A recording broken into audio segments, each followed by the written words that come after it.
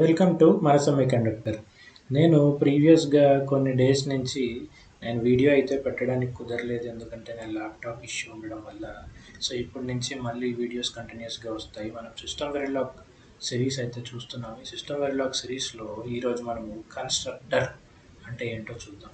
So, మనం ఈ constructor అనేది ఆల్రెడీ మన ప్రీవియస్ వీడియోస్‌లో చూసాము. ఇప్పుడు దాని గురించి ఎగ్జాక్ట్‌గా అయితే చూద్దాం.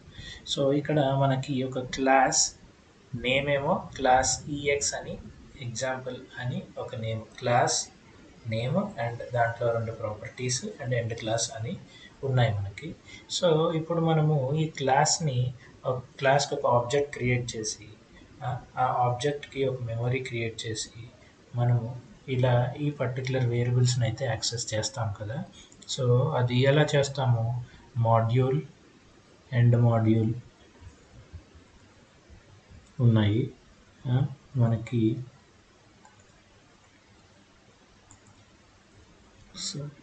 సో మాడ్యూల్ ఎండ్ మాడ్యూల్ అయితే మనకు ఉన్నాయి. ఇక్కడ మనము ఈ ఈఎక్స్ అనే క్లాస్కి ఒక హ్యాండిల్ అయితే క్రియేట్ చేసాం, h1 అనే హ్యాండిల్. సో ఈ h1 అనే హ్యాండిల్కి ఇప్పుడు మనము మెమొరీ క్రియేట్ చేయాలంటే న్యూ అనే ఒక ఫంక్షన్ని మనము కాల్ చేస్తాం కదా. ఇదే మన ప్రీవియస్ వీడియోస్లో మనం చూసాం. యాక్చువల్లీ ఏ ఎగ్జాంపుల్స్ చూసినా మనం ఇక్కడ ఇలా న్యూ అనే కీవర్డ్ కాల్ చేయడం చూసాం. ఈ న్యూ అనే ఒక ఫంక్షన్ అనమాట. ఈ ఫంక్షన్ అనేది ఒక ఇన్బిల్ట్ ఫంక్షన్ మనకి క్లాస్లో అయితే ఉంటుందన్నమాట. సో మనం ఇక్కడ న్యూ అనే ఫంక్షన్ కాల్ చేయడమే కన్స్ట్రక్టర్ అనమాట. సో ఇప్పుడు ఈ న్యూ అనే ఫంక్షన్ని మనం కాల్ చేసినప్పుడు ఏమవుతుందంటే ఈ పర్టికులర్ క్లాస్కి ఒక మెమొరీ అలాట్ అవుతుంది. ఇక్కడ ఈ మెమొరీ అలాట్ అయినప్పుడు ఈ పర్టికులర్ హ్యాండిల్ ఏదైతే ఉందో ఈ హ్యాండిల్ ఫస్ట్ మెమొరీ లొకేషన్కి పాయింట్ చేస్తుంది.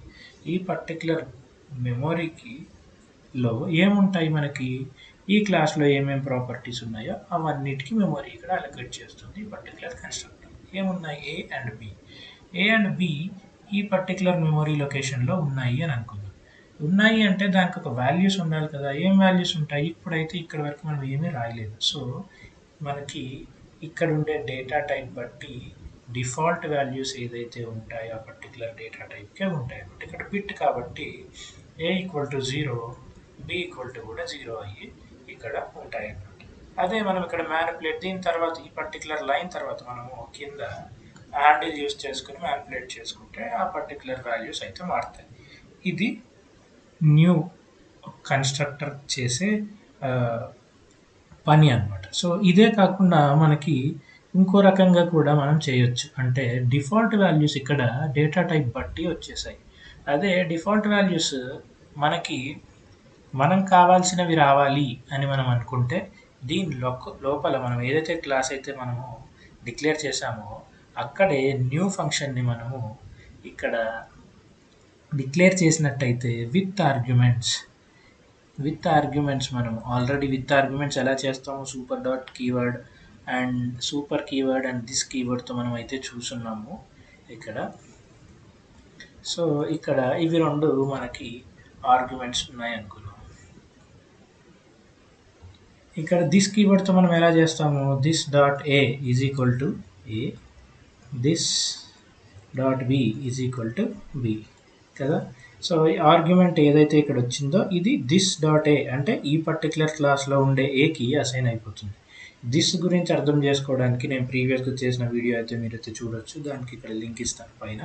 సో ఇదనమాట. సో ఇప్పుడు మనము దీనికి డిఫాల్ట్ వాల్యూస్ ఎలా వస్తాయని అనుకుంటే ఇక్కడ దీన్ని బట్టి అనమాట. ఈ మాడ్యూల్లో ఈ న్యూ కీవర్డ్ దగ్గర మనము ఏకి 1 వాల్యూ పాస్ చేసి బికి మనము 5 టిక్ B101 వాల్యూ పాస్ చేస్తే ఇప్పుడు ఆ వాల్యూస్ దీనికి డిఫాల్ట్ వాల్యూస్ అవుతాయి అన్నమాట. సో ఇక్కడ 0 ఉండకుండా 1 నుండి ఇక్కడ B ఉండకుండా 5 ఉంటుంది, B ఈక్వల్ టు 5. సో ఇదే అనమాట న్యూ కన్స్ట్రక్టర్ మనకి ఇలా యూస్ అవుతుంది సిస్టమ్ వెరిలాగ్లో. Thank you. Please subscribe to మన సెమీకండక్టర్. Thank you.